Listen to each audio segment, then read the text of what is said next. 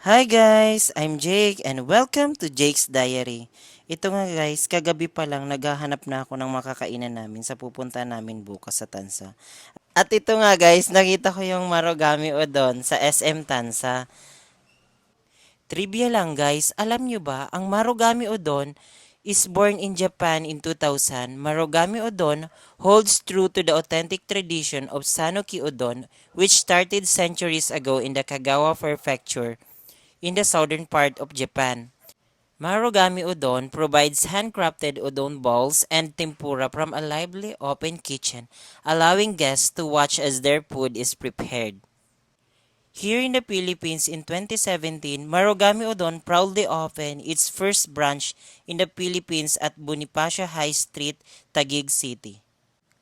The specialty of this restaurant is the noodle soup that carries most love, which is loaded with shaved sweet beef and a soft boiled egg.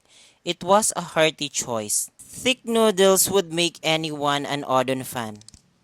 At ayun na nga, nagutom na yung kapatid ko. At ito na nga guys yung na-order namin. Ito yung beef yaki, katsu curry rice, tendon yaki, teriyaki chicken, and beef yakiniku.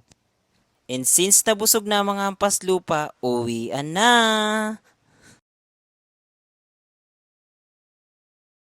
Kategi? Can I have my chocolate, Kategi? Kategi? Kategi! Sige na, bigyan mo na rin chocolates. Kategi!